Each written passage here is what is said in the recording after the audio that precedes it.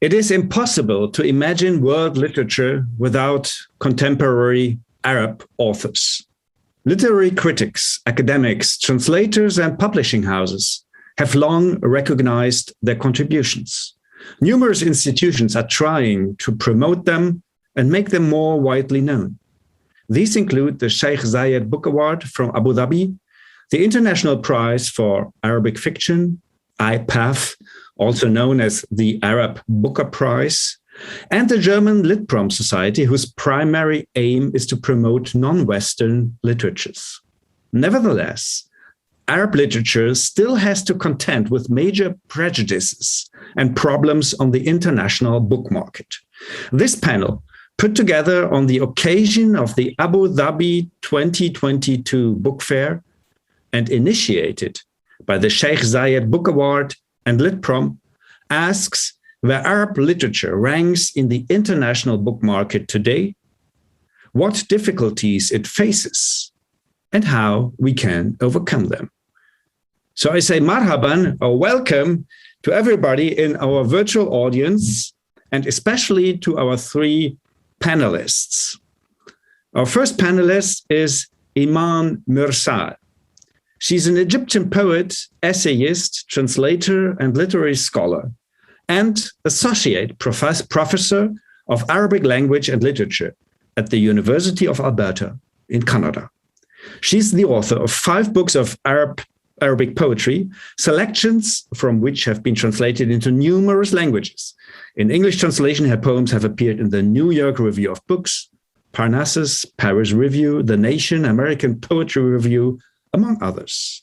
A selection of Mersail's poetry entitled These Are Not Oranges, My Love, translated by the poet Khaled Mataba, was published in 2008 at Cheap Meadows Press in New York City.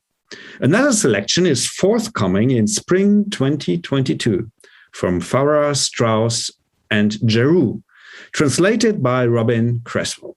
Her most recent publications include كيف تألتئم أنا الأمومة وأشباهها كيف تا and مفردات 2017, translated into English by Robin Mulger as How to Mend Motherhood and Its Ghosts, كيف تا and Sternberg Press. And في آثار Inayat Azayat, in the footsteps of Inayat Azayat, which is a kind of a novel or documentary novel, and has been translated into French by Richard Jacquemont, and as Sur les traces d'Inayat Azayat in Act Sud. The book was awarded the prestigious Sheikh Zayed Book Award for Literature in 2021. Iman joins us from Alberta in Canada. Hello, Iman. Then we have Leila Shema. Leila Shema majored in Islamic Studies, Arabic Studies, and Political Science at Freie Universität or University in Berlin, and in German as a foreign language at Humboldt University. She translated Arabic prose and poetry into German for a long time now, for like 25 years, more or less.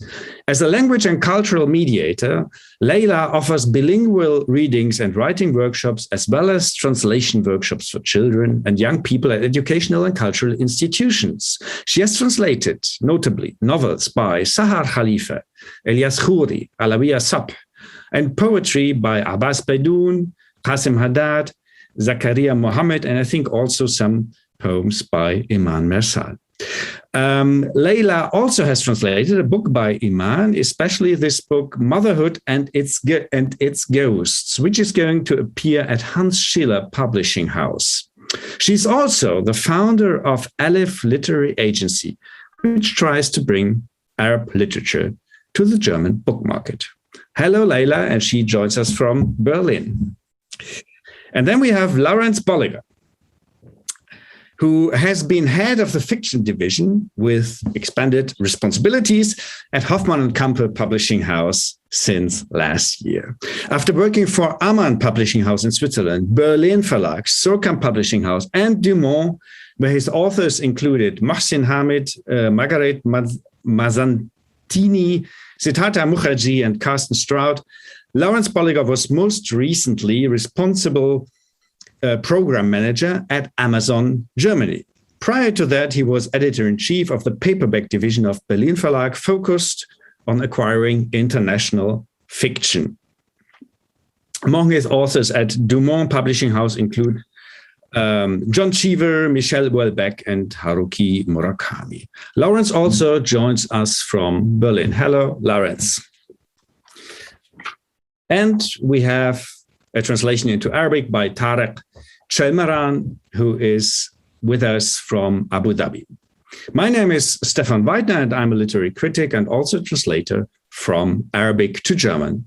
I'm also speaking from Berlin. Our discussion takes place on the occasion of Abu Dhabi Book Fair 2022. We are recording it on March 23rd, 2022. I say marhaban, welcome to everybody. Sabah al-khair to Iman in Canada, Masa al-khair to the three of us in Berlin, and to our translator, Tarek, in Abu Dhabi. So let's start our discussion with, in order to introduce everybody to our audience, I would like to get to know what you're currently working on. What are your activities with or around Arab literature these days? Where on the map of Arab literature do you see yourself? I want to start with Iman. It seems you have several books and projects in your pipeline. Can you tell us about them? What are you currently working on? What is finished? What will we see and read soon? And in which languages? So I just finished a poetry book, and it's coming after like 10 years from my last poetry book, actually. It's a series of poems based on 19th century. And it took years because I was keen to change my position on writing poems and to negotiate the pronoun I, which is used a lot on my poems as talking about, personal and individual narrative. So this book is done, but I'm not sure when it will come out in Arabic yet. And the other project I'm working on is about archive and crimes, and it's a kind of investigation of few collective crimes in modern Arabic history. To give you just examples, I'm interested in Qa'at al-Khuld event in Baghdad, 1979, and in the sinking of Salam Abbara in Egypt, 1998. Where 1,000 workers coming from Saudi Arabia to Egypt were killed. So the way I'm interested, just to give you an idea, I'm interested in reading the archive and asking questions about it, about accessing it, about what does it lack, and about the misinformation in the archive. And also I'm interested in language, how to talk about victims in the archive, in these collective crimes, while actually the language is actually the spot where you see them illustrated in the archive. So it's kind of messy work so far, and part of this project is coming out this month from Hakave and Kaifate, one chapter of what has been written already, and it's called or entitled Archives and Crimes. So can I say that there's a strong symbiosis between your academic work and your literary work, that you kind of like to blur the boundaries between the two? Is that correct?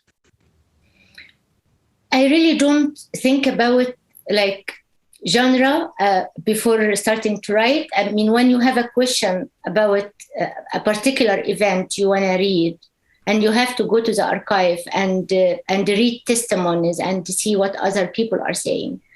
The search is grounded in academic, land for sure, but also your questions takes you to places that you did not, expect to be interested in while writing. So nonfiction creative writing, I think, is what I can call, it so far. And this is why there are so many genres intersecting with each other in this project. This is very interesting. We will come back to that. I want to turn to Leila. What are your current projects or translations, Leila? What have you translated recently, and what are we going to read soon? Can you tell us about it? At the time being, I'm working on a quite new project for myself because I'm translating short stories of the Libyan writer Najwa bin Chatwan. It's short stories about the war in Libya, and it's written in a very ironical and cynical way. So it's you can call it black humor on war. Which is a quite new approach I find for myself, or what I read from Arabic authors. I have been working on the topic of war since I started to translate Arabic literature, Ilyas Khouri, Palestinian literature, Syrian literature, Iraqi literature, Yemeni literature, and now this is a quite new thing for me. First of all, I never worked on Libya, which is I'm learning a lot. First, about the social and political issues, and also language issues, which is Libyan dialect is quite different from what I've known till now, and also the way she is dealing with the topic of war. It's quite new for me and quite interesting, which makes you some kind of laugh about the craziness of war, or the absolute, because it's really crazy what's happening. So it's not funny, but still she deals in a way so she makes you laugh or feel how strange things are and how crazy things are. Okay, so let me ask you, how did you come across these short stories of this author?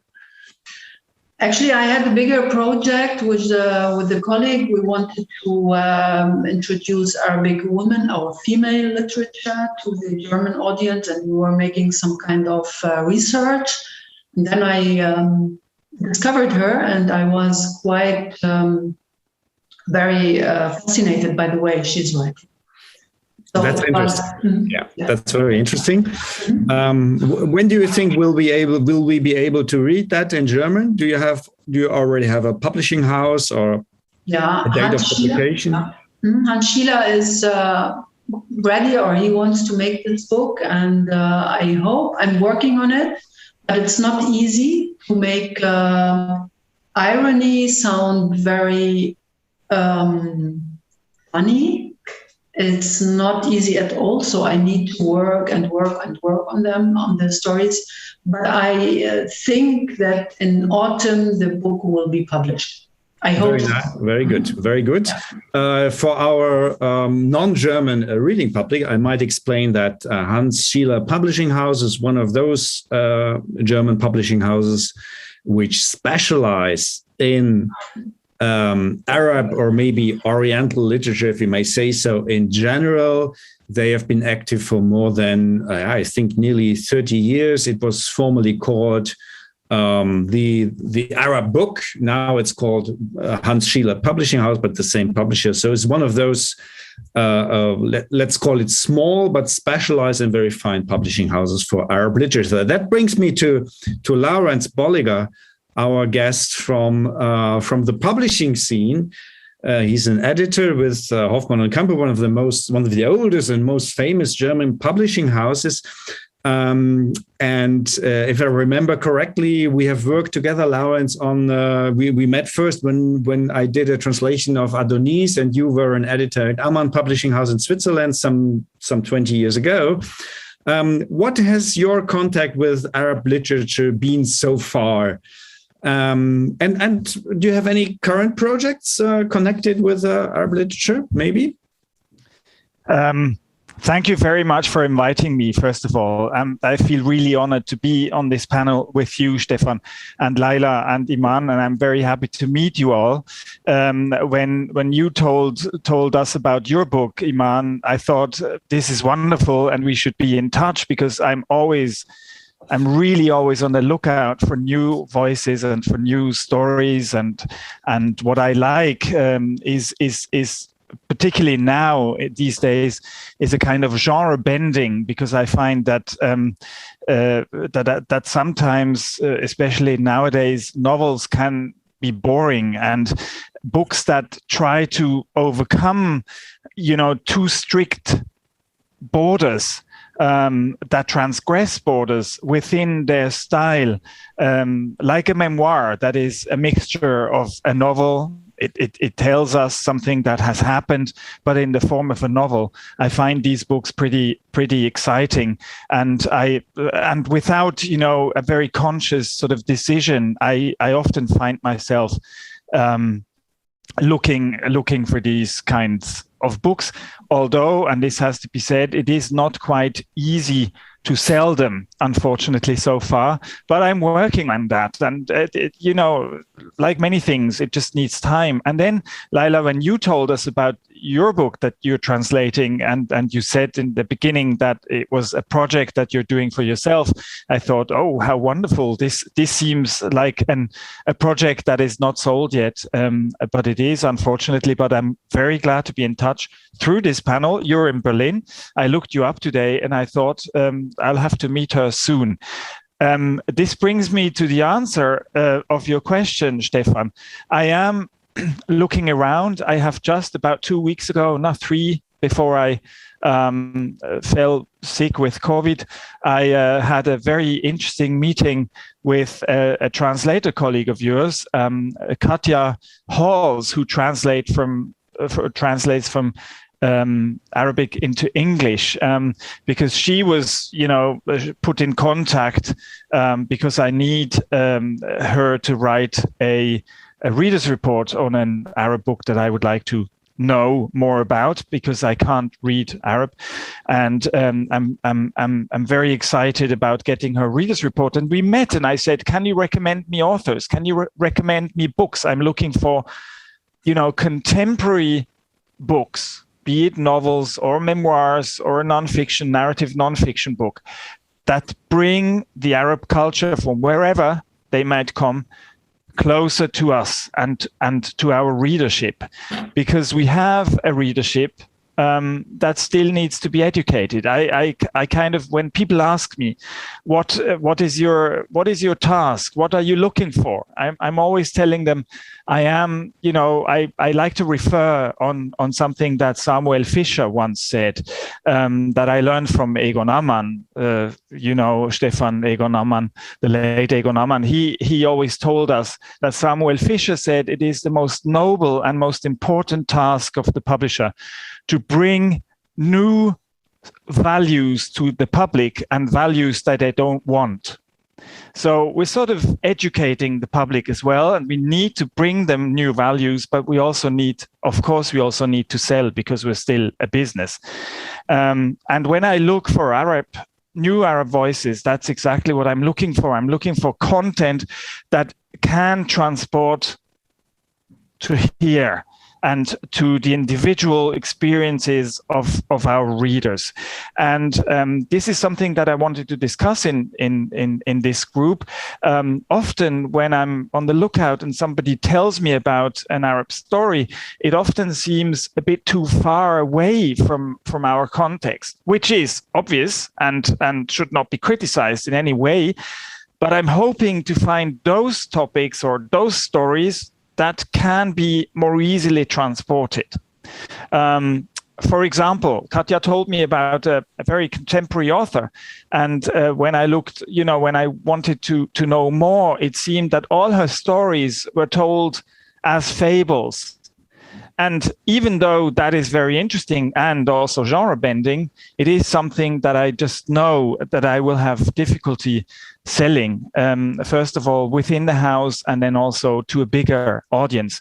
And when I want to sell, when I want to translate something from Arab literature, I want to reach a big audience and make a splash and educate and bring them something new that they can identify, that they feel at the same time educated, but also that they have a good time reading the book. So at the moment, I have no project from this language, but I am looking and I'm very open, and I hope very much that we soon find something, because I'm having books from Danish, from Hebrew, and I also would like to talk about. But this is on your list anyway, Stefan. What we need as editors who don't speak the language, what we need to have in order to discover. Wow, thank you very much, Lawrence. That gave us a lot of input. Let me go back one step and imagine some simple reader who has not heard much or read much from Arab literature, and he or she asks you, Iman, but why should I read Arab literature? What is so special about it? Why would I want to read it? What would your answer be? It might seem like a stupid question, but it could be interesting, to find answers to that one. So from your personal point of view, what would you answer? What can you recommend? I actually wouldn't recommend anything. I mean, this position is problematic anyway, right? I mean, it's usually you. Maybe I'll imagine another scenario, which is more common. I saw in my teaching and in my readings around the world and so on, that someone will come to you and say, "Oh, this is not the kind of poetry I am expecting from Arab poetry." So here I would think, what do readers expect from Arabic poetry or Arabic novel or Arabic female writing or whatever, right? And this will bring us really to completely different problem. Is Arab literature represented in what you call world literature or not? So it takes us there. So maybe if I met someone telling me, why should I read Arab literature, I would ask him or her, what do you read? Because this is a good question too. Because lots of people love literature, but for them literature is European and North American literature, or literature which is written in particular language they know, right? So actually it's a problem that people limit the concept of literature to particular language, and it's usually first world language, right? I mean, even world literature itself, it is really, for me, sometimes looks like the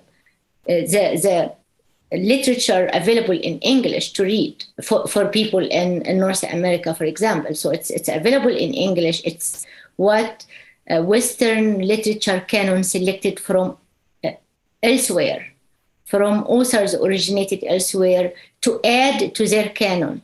That's all. This is world literature. So I think it's much more complicated than just recommending few books to someone. So maybe you could just answer because it's good literature, or because you like to read literature, and literature, like any other literature, is also Maybe, I don't know, Leila, what would you, or let me put it another way.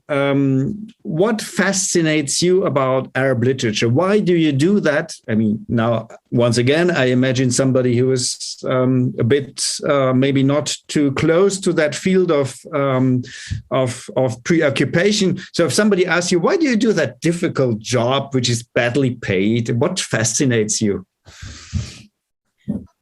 Actually, one very important, this is what Iman said as well. There is some kind of image or image of Arabic literature, but actually what fascinates me about Arabic literature is there is no Arabic literature. There are Arabic literatures.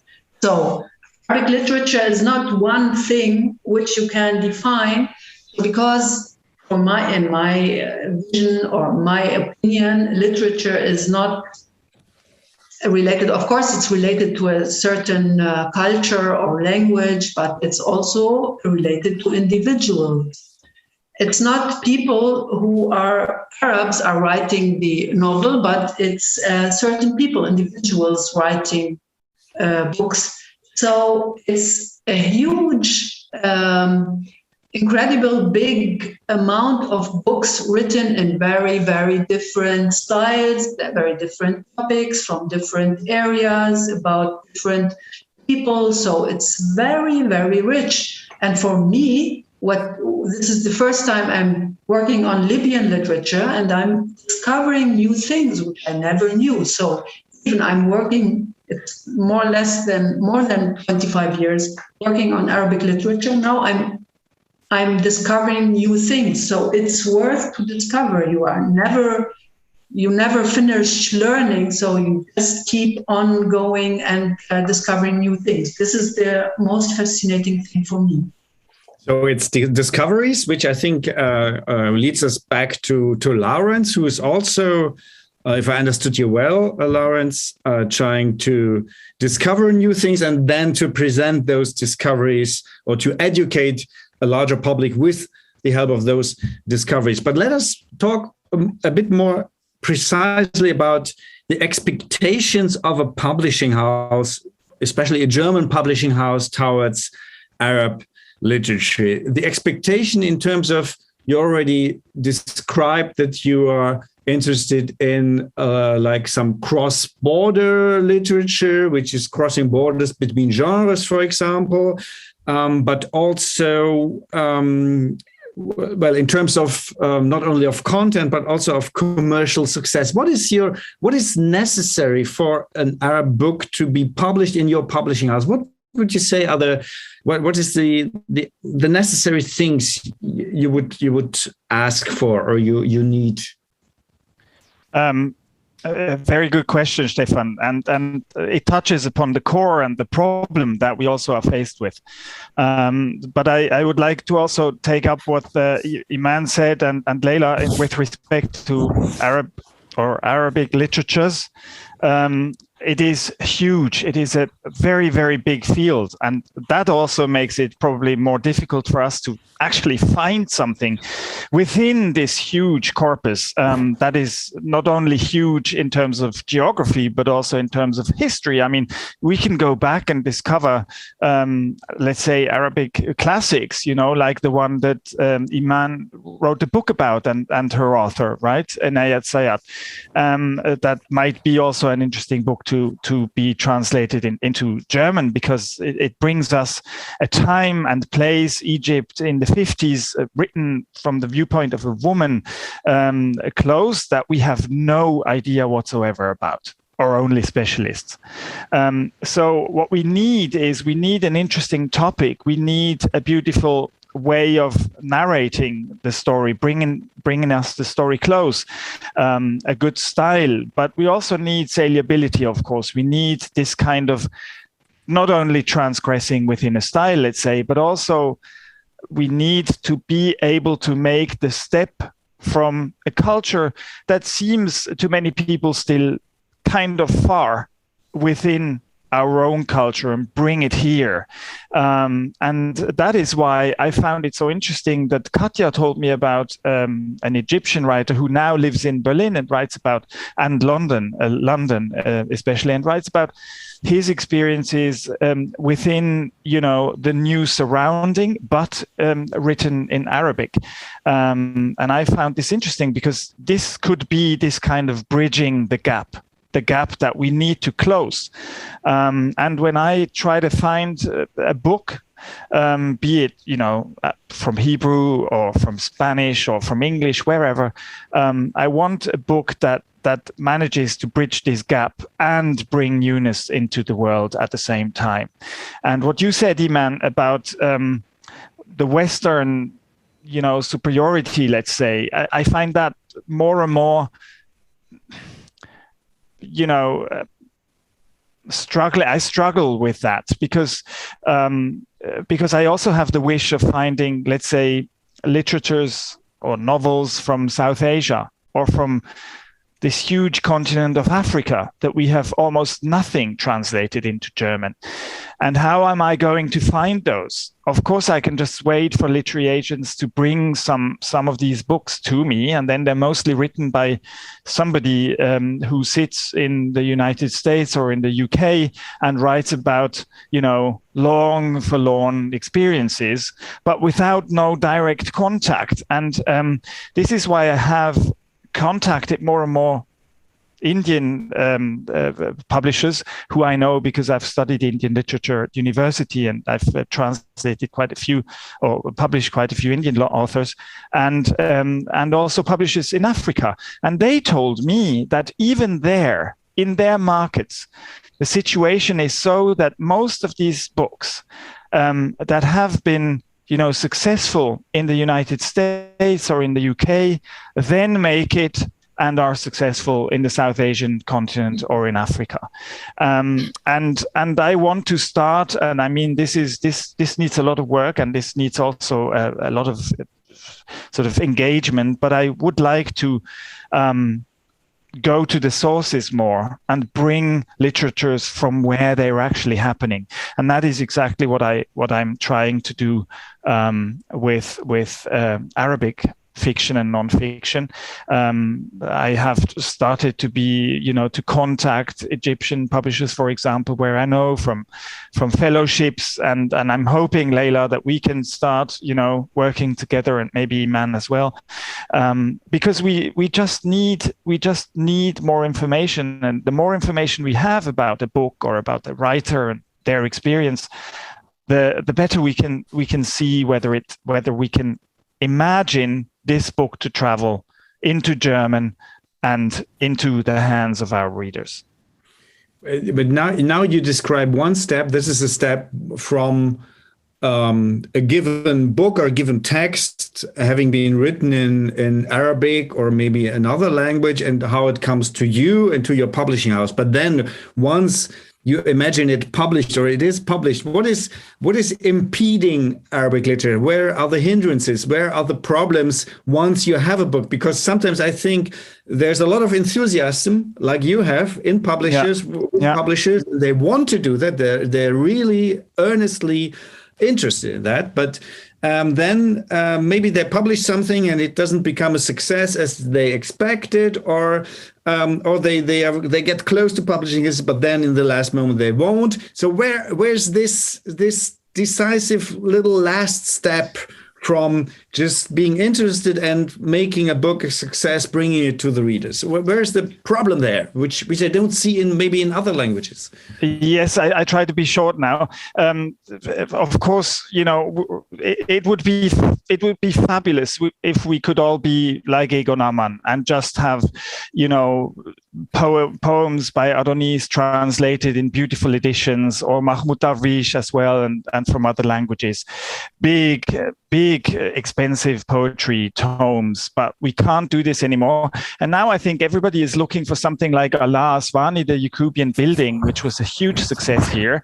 And I think that story that novel just came at a time and at a place where somehow everybody was ready for it, and because it was told in a voice that people here had no difficulty in adapting to.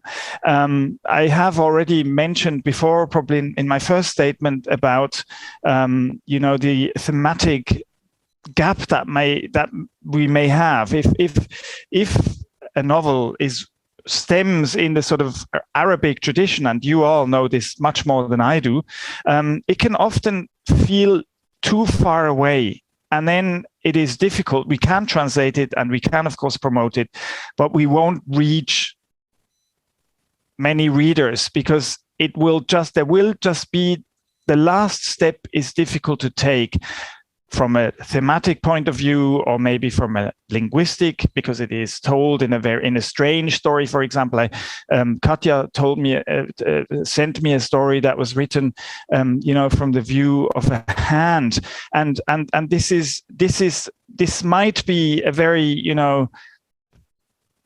grand literary undertaking, but it is not for the big audience, and then it will be very difficult for an editor like me, even if I love it, to actually get it through all the different decisive decisions within a publishing house, which is also the book has to be very able for PR. It has to be very able for distribution and so on. But we know that. I mean, these are the constraints that publishers have to work with, and it is our task to find ways around that. But of course, some books are easier to transport into the market than others. Iman, when you hear that, what were your experiences with Western publishing houses? I mean, you have been in the business for, let me say 30 years now. How does your literature get published in English or in any other European language? What are your experiences with that? I will answer your question, sure, but I want to just because I was listening, I understand completely what Lawrence was saying about a book that can travel, a book that can find its readership. I understand completely that literature is an economical object as well. I mean, there is a publishing house industry, and even if you want to take a risk, one time you will not take this risk every time, otherwise the publishing house itself will disappear, right? So I understand this fully, but I have maybe some questions about that.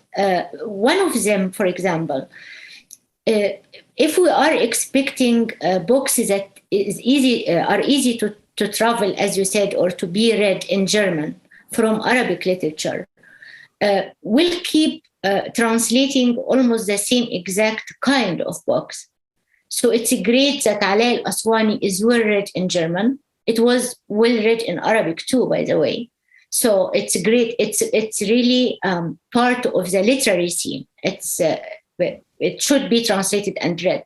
But there are also other work that might need lots of work because it's not as easy as Jacobean building.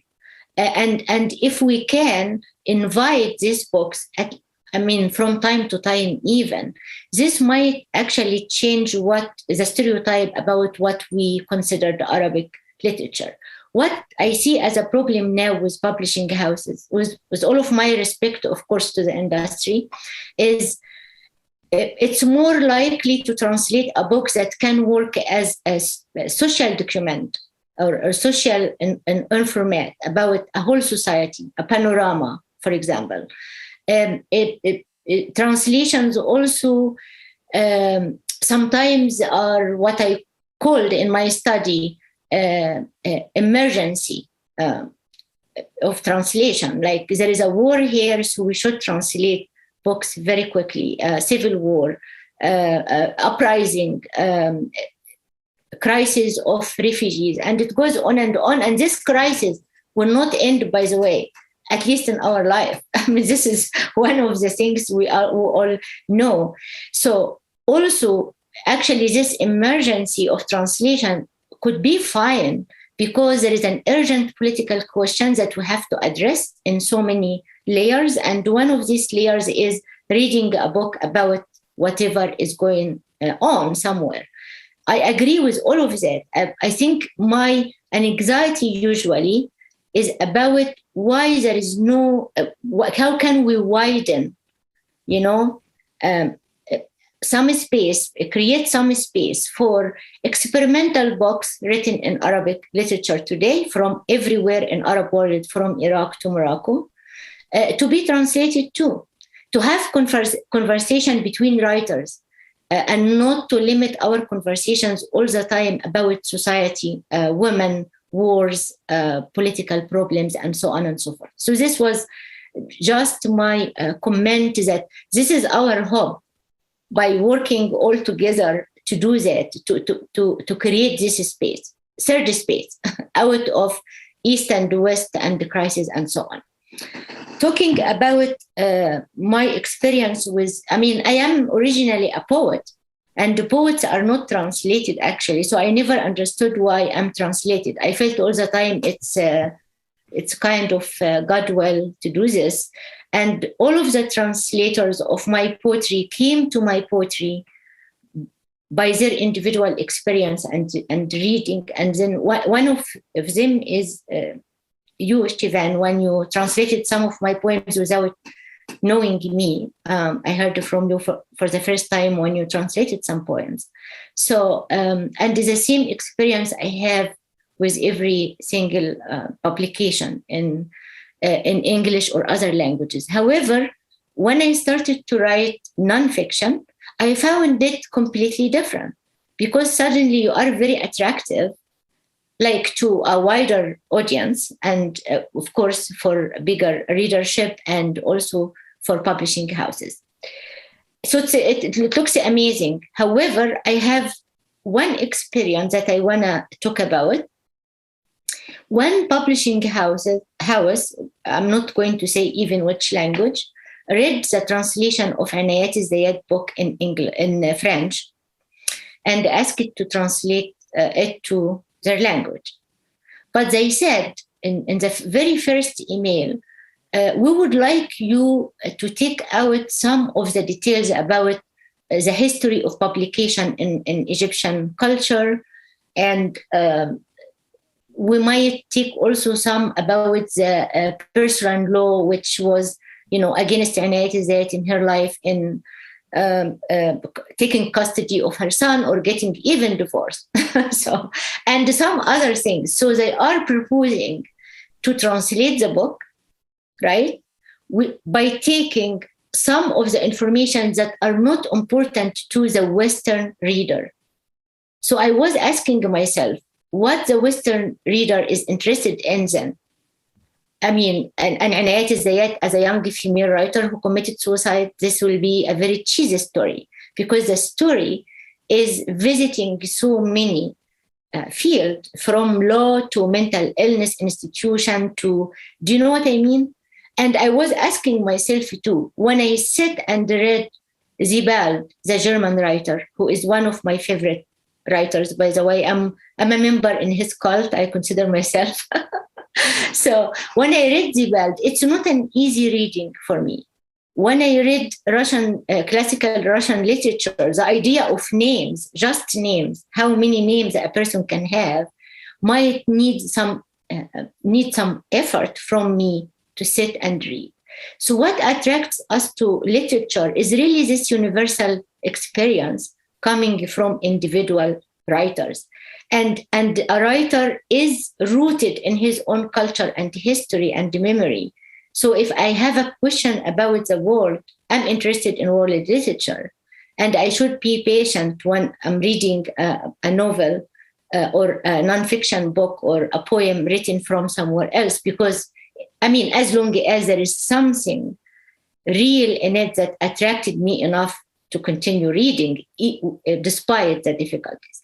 So back to Lawrence, really what I wanted to say basically is, I agree with everything, I understand it, but how can we open this third space to allow, let's say it's a cheesy say, but good literature, like literature that is really good to read, despite all of the difficulties, despite that it's not easy to travel, despite that we will not have thousands of readers waiting for the book. So before I give the word back to Laurence to answer, I would like to ask Leila, because she has a large experience in trying to promote literature from the translator's point of view. And also you founded an agency, a literary agency called Alif Agency, specialized in promoting Arab literature. How were your experiences to get the books you translated, the books you choose, the books you like, to German publishers? I mean, at least you have published a whole list of very famous authors. Was it the publishing houses which came to you to ask you to translate it? Did you introduce the publishing houses to the authors? How is the process? How has the process been for you, Leila? That's many questions. So I would love to answer one question or say something. I think it's a big problem, and it's a matter of images and expectations. And we have a big gap between what does, at least I talk about Germany, what are the images we have about Arabic literature and what kind of expectations we have. So we have very strong images, and these images go back to the Middle Ages. So it's really a very deeply rooted images we have in Germany or in Europe, in Western Europe, about the Arab world. So, and the publishing houses, I find they are kind of in a contradiction between we want something new, unique, and we have images and we want to confirm what people expect and what they have, the images they have about literature. So what I always hear is the book is too far away. This is what publishers always say to me. This book is too far away for our readers. So if you bring a book which is quite modern, you have in Arabic literature, you have also very modern style, you have more old style, you have all kinds of styles. When you offer something which is quite modern, experimental, this is quite similar to ours. We don't need something like that. So you are always in, this is too far away, this is too close. So you just ask yourself, what's the problem? What do you want? And I think what publishers do is they are kind of like try to talk. They want something new. They want to present something new. What you said, Laurence, that you want to educate people as well. But in the same time, you want to offer something which confirms the expectations. So the publishing houses try to argument from the point of view of the readers. And I don't know if there is the reader, because every person, reading is also like writing something very individual. And people are, and there are a lot of interested people which want to learn something new, get to know something new. But the publishing houses, on one hand, they are interested, and on the other hand, they close the door because they are afraid. And also, kind of what's the problem about Arabic literature? I think there is a political, publishing houses are often frightened politically because they think there is something political not correct, there is some anti-Semitism, there are things political, Islamism. So there is a huge burden on Arabic literature. Even so, this is also the fright of the political situation or the political statements which are probably written in books or not On the other hand, there's a lack of trust towards translators. You need us translators to present or to introduce books to you, but on the other hand, you are frightened of us because you don't know from which point of view we are working. One lecturer said to me from the publishing house, yeah, we need you, but we don't trust you. Okay, so do your job alone. You don't need me if you say something like this. So there's some kind of we want and we don't want from the publishers in Germany. And sometimes I feel when I'm in readings, in public readings or events, that the public is much more often, open. Yeah. Much more open than the publishing houses, because publishing houses, they are always frightened because also, of course, there's the economic dimension. They don't want to fail, and there's a big responsibility. I understand your position, Lawrence, as a publisher, but on the other hand, you want to step on the gas. At the same time, you step on the frame, gas and frame at the same time. So this is quite difficult. Okay, there's a double bind, but I see, Leila, I mean, this is, you have an impressive list of authors published and translated. Yeah. So to talk about the positive, to talk about the achievements you have, where's the point that something works out? I mean, you just described what doesn't work out, and I think I can share this experience. It's also my experience, but where's the point when it works? I mean, what is? Can you describe it, or can you get to this point, Leila? Actually, it works only, except with Hans Schiller, because if I want to do a project which I love, I go to Hans Schiller because he's the only one who accepts new projects. Other books were published because there was a French or English translation before. So the German publisher looks what's translated into English, what's translated into French, and if it's successful there, we'll do it here in Germany. If it's no success, so they will not do it because there's a lack of, I'm negative again, okay, they just need the experience of other languages like Suhrkamp, like other big publishing houses. They need to have the confirmation or the success of the books in other languages. There's a lack of adventure to try something new, to translate directly from Arabic into German. So they always need the Umweg, the detour via other languages. Yeah. So is it like that, Lawrence? Is the German publishing, or like the German publishing houses, are they afraid? Are they not? Don't they take the initiative on their own? Are the other languages, are publishing houses in France or in England or in the US, are they more progressive? Oh no, that I wouldn't say. Publishing, I mean, in Italy, in France, and in Spain, we have a lot of translations as well, but not as many as in Germany.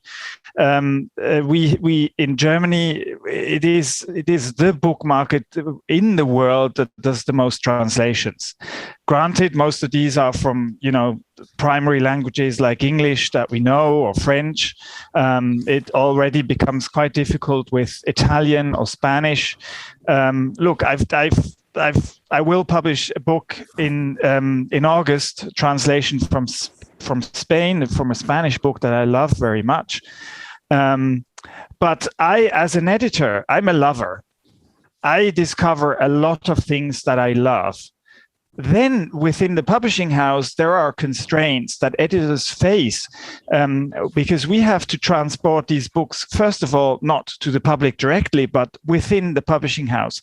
And often within the publishing house, there are colleagues who I like very much, but whose task it is to say no, because they know that we cannot calculate. And even the biggest love of an editor sometimes just sort of faces a wall. I have read a wonderful short story collection by an Urdu writer called Ali Akbar Natik, and one of those stories is called A Mason's Hand, and it's a wonderful story about a young man in Pakistan who decides he wants to make money, and he goes to the Gulf region, I think it is Saudi Arabia, and he works there, and he comes into difficulties, and at the end, his hand, the hand that he's always worked with as a mason, is cut off, and that's the end of the story. And all of these stories have this kind of very, very political message that is important, and they're told in wonderful Urdu language. Now, presenting this book of short stories from Urdu, I have tried it, but even as the most loving editor, you will face the problem that within the publishing house, and understandably so, your colleagues will say, nobody knows this author. The translation is difficult and will be very, very costly. And it is short stories, and booksellers don't like short stories. Now, obviously, when I talk to friends of mine and ask them whether they like short stories, they unfortunately they tell me, not really. I like to have a novel, that I can delve in, that I can spend much more time with. And so that's why I mentioned the genre also in the beginning. If for example, this book you mentioned, Leila, from Libya, about war and war, as commented in a humorous way, that is also quite a known way. For example, I forget the name. But there is a tradition of books that take war on in a very humorous way because it is the only way that you can write about horrible things. Catch-22, that's the book I meant. These difficulties are within the house, and they're dictated by the market. And of course, we can reach a third space. I love that concept ever since Homi Bhabha mentioned it and sort of celebrated it as sort of a hybrid possibility. And I think often for literatures like the Arab literature, small publishing houses achieve doing that. But then, of course, they do not reach a wider audience. And that is the problem. That is why in a bigger publishing house, where is more money and probably also a bit more power, we can reach a bigger audience. But then we have to face constraints that probably the small ones do not have. But I have to say, Leila, that I look for something new. And yes, I look for something that is translatable in the sense that it is not too far away from the individual experience of our readers, that we can transport within their individual to the universal experience. But I have to say that I find your accusation that we as publishers are looking to confirm images or expectations too harsh. At least in my book, I try to not do that and not confirm images or expectations that we have. But obviously there is this difficulty of, on the one hand, economic constraints, and on the other hand, bringing newness into the world. So one problem obviously is money, or what you say is economic constraints. But there are a lot of initiatives which give money, for example, to translations, which give money to authors, like the Sheikh Zayed Book Award, which has also, I think, a section for translations from the Arabic. And you have societies like the Litprom Society, which gives money to publishing houses or also to translators. But it seems to me that despite those activities, it's not enough to be the tipping point. Is that correct? So do you need more money, or is it not a question of money at all? But we know how to get. I mean, if we have something that we decide in the end to translate, we will always try to get subsidies for translation, obviously, and mostly it works. I have a Russian novel on my desk, for example. It's 800 pages, and I consider it one of the most important works within the last contemporary years in Russia. It won 2 big prizes, and I think the translation will be paid, but we still have to take the risk first. So money is not my first issue. My first issue is I think information. If I had more information on what is actually right now happening in contemporary Arabic literature, and if I had sample translations that give me, because I can't read it either in French or in English or in German, that give me a good chunk of possibility of reading that I can delve into, and that I have not only one, book offered to me from an agent or a colleague of mine who's done that in France or in England, but maybe 10 or 15, and then I can compare and I can discuss it with my colleagues and then choose 1 or 2, and then if it works, go from there and take it from there, and then open up this possibility and open up this third space also in bigger publishing houses like Iman says. That would be my wish, absolutely, because really at the present moment, and obviously I'm not an expert in Arabic literature, but it's still a very sort of blank page, and I think a lot of what is missing is not in the first place money, but money enables us to get more information, but it is really the information that we need. Because agents from the US or from the UK, they send us stuff every day. But it is very rare that we get something, from Cairo, let's say, or from Beirut. That's very interesting, because it puts us on a more positive, or like a track which we can follow to end up really promoting Arabic literature better. So you can say information is the big issue, which I immediately understand. So we could, for example, say, why let's not set up a fund or some money for like an agency like the one by Leila, the Aleph agency, which tries to promote Arabic literature, so that you get more possibilities to offer, to promote, to make a short report on certain books. So what we need to promote is the step before even translating, before even publishing. Can you see that, Leila? Or would that be a way to get along, to help you and Arab literature? This would be wonderful, because my problem in the agency is that this is on my personal account. And I am, and I used to write reports and make translations so that the publishing houses get an idea about the book. But also for me as a translator, that translators don't really earn a lot of money.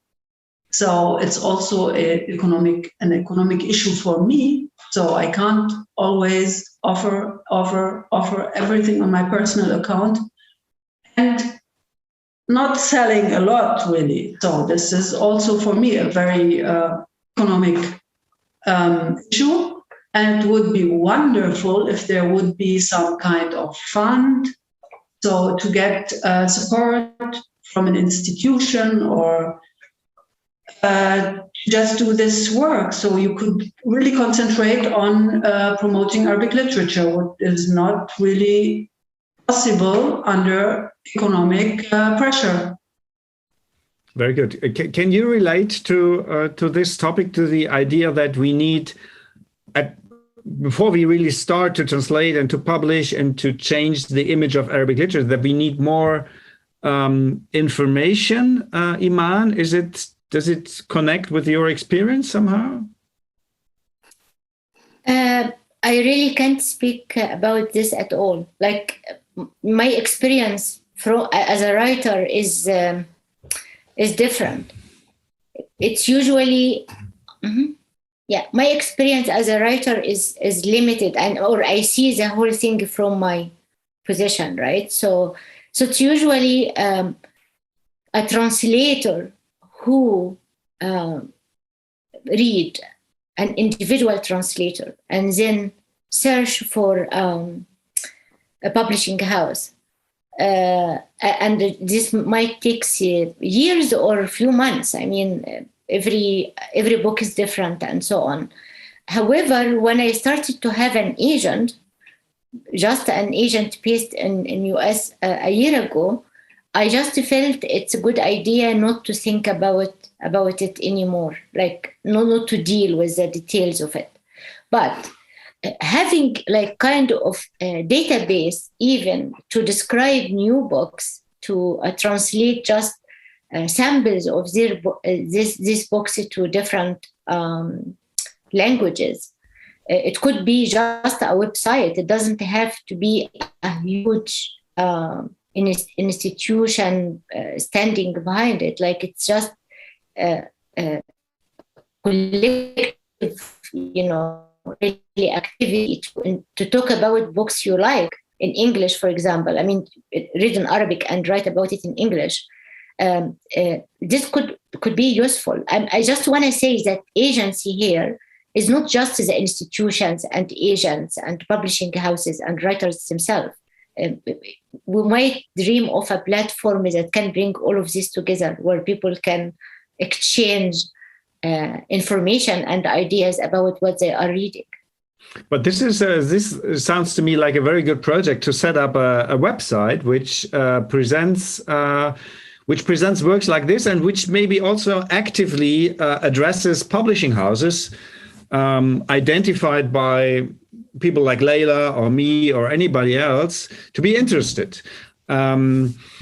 That brings me to maybe our last point: is how do you, Leila? How do you do research in Arabic literature? Because this is what I find most difficult: is that you have more than 20 Arab countries.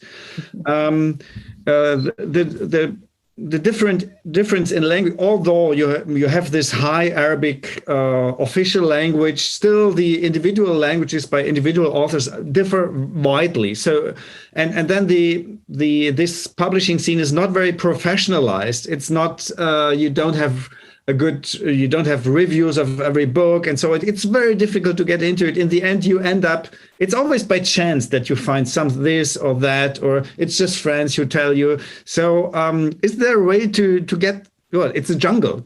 How to cut through that jungle, Leila? What is your experience?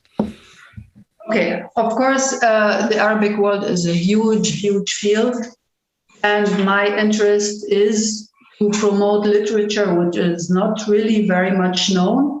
For instance, Egypt or Lebanon are quite well known because of historical reasons and relationships between Europe and countries. But for instance, like countries like Sudan, like Jordan, at the time when I was quite active in Syria was still not at all known. So I used to I traveled to Jordan and had some kind of people who are professional, like publishers and literary critics. So I used to go and collect books and read and make my list, which I found which would fit for German people or public, and discuss these books with the literary critic and the publishing house or the publisher, who were quite well into the field, and which was important for me that these people are independent. It's not talking of an author maybe is interested to be published, so I tried to look for people who are independent and into the into the field of literature. So we used to discuss, and then I made my list, which books I would like to present. So this was the way I work. But this is really needs a lot of time. And Yes. Very good. Lawrence, just imagine you have just published an Arab book, which by an author who is not very well known in Germany. So what do you want from, what difficulties will you see, and what chances are there? Do you do an advertisement campaign? Will you address literary critics to write about it? Will you go more through the bookstores? And what is the most important thing for you to get such a book through amid all those publications which we have yearly in Germany, which are so many? It depends very much on the book. Let's say the book has a very sort of pitchable hook that has commercial appeal. We would probably, position it as a lead title or an important lead title, or because it has a provocative thesis, let's say, or it's a provocative novel. It could be a lead title, and then it gets a lot of marketing. Unfortunately, not every title within a list, either published in spring or in the fall, gets as much marketing as the lead title or the lead titles. Then there are those titles that are, press more important for the literary critiques. If they're more literary, if they can only be understood if you read about them, if you discuss them, then they would be the so-called press titles. And we see that still, if a book is a strong press title and it gets a lot of reviews, it might win a prize. It comes on a short list, or it is on a monthly list from a newspaper or a magazine. That works quite well as well. It can also be very surprising, and sometimes one of these titles might even be more successful than one that you put a lot of marketing into, because it hits a nerve. But this is, you can only guess. It's just very difficult at really planning something. Which is the reason why I'm trying to look as widely as I can. And if I find something appealing from any kind of point, be it language-wise, be it topical, be it because there is a very interesting author behind the book, a story that we can tell about a person, these might be various reasons, and then we would sort of flank them by marketing or press or booksellers. Booksellers you can get if you do a reading copy. That is a galley, probably, Iman, you understand, as a galley that we give away to booksellers before the publication of a book. That often helps if there is a lot of emotional power within the book, and you can get the booksellers to love the book and then to promote the books in their shops. There are various possibilities, and I would say, to come back to what we talked about before, Stefan and Leila and Iman, what is important is that we get more information. And in my experience, it always helped me also to know people from, let's say, that world that we're talking about. In the case of the Arab literature, Arabic world, if I know more publishers, I have more possibilities of being in touch with them, and to meet them at book fairs, and to have them recommend something to me that I then can give to a reader or a translator, and get their readers' reports, because I need that.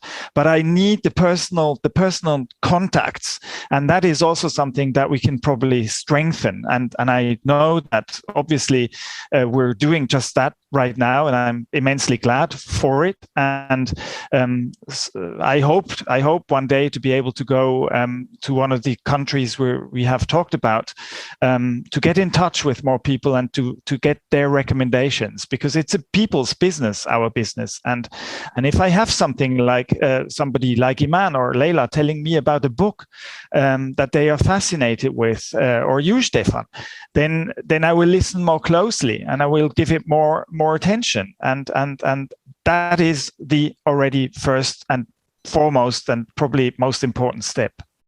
So information, personal contact, exchange, this we will note. Let me tell you one very precise question. How many copies would you need to sell to call a book a success, or especially from Arab literature? Now you for example, you dare to publish something which you're not sure it will a success or not, but what is the limit you would want or you would need to sell to give you a good feeling to try it once again? Can you say that, or is it a secret of publishing houses? No, I mean it's an open secret. Tell us. But if we have a book and we have managed to get the translation subsidy, and it's not too big a book, and it has a price that we can calculate with, I would already be happy with, let's say, between 4,000 and 5,000 copies. That would already be a very, very nice small success. And that would definitely give me within the house and everybody else the chance to try it again and take it from there. Because the one book, to publish the one book and thinking that right from the start we'll put 30,000 copies out, that will not happen. Or it is, a lucky coincidence, like with the Jacobian building, where it just worked, or then you have a book that becomes a world phenomenon, like the book that from Italy, the Napolitan saga. What's her name? Probably one of you knows. Yeah, I know.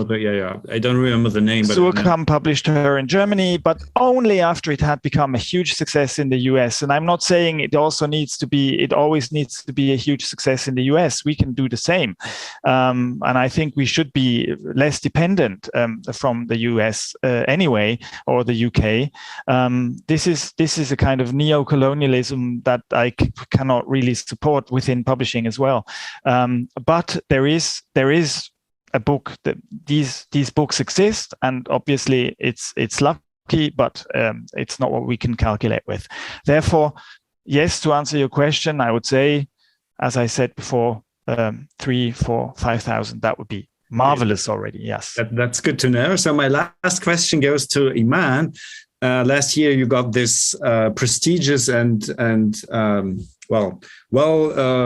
dotated prize in Abu Dhabi. Did that change anything for you apart from the fact that it gave you some money? Does initiatives like those enormous Arab prizes help beyond the fact that a given author or translator gets a lot of money? Does it help to promote? Does it get more attention to Arab literature? What was your experience? What do you think went well, and what would you wish to get improved in the future in that sense? I really think it helped the readership of the book a lot. I mean, the book was well read when it came out. It was published, 3 publications when it got the award. But after this, I felt the readership also changed geographically, because as you know, even in Arab world, when you publish a book in Egypt, it might be well read from Lebanon to Egypt, but it doesn't mean it will be read in North Africa or Gulf states or so on. So I think the award promotes the book very well inside its own culture first. I'm not sure if it helped the translation of the book. I never get any yet I never got any proposal for translation because of the award until now, which is very weird for me. It was few people were translating to different languages already, and now they are stuck looking for publishing houses and all the same. So I'm not sure if this will impact the publication in other language in future or not. I hope it will. Yeah. Very good. Okay.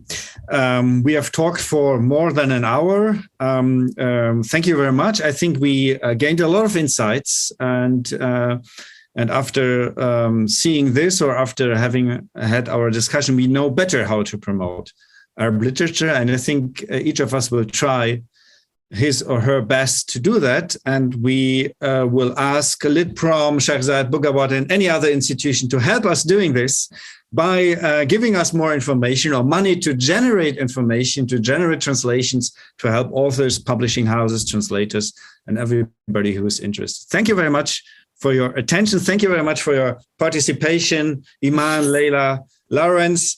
Thanks to everybody. And I hope to see you in one of those famous, wonderful Arab book fairs. Yes. Soon. Thank you so much. This is just the beginning. This is an initial step. It really opens up a lot. Thank you very much. Thank you. Thank you. Thanks to everyone. everybody. Bye-bye. Bye. Bye.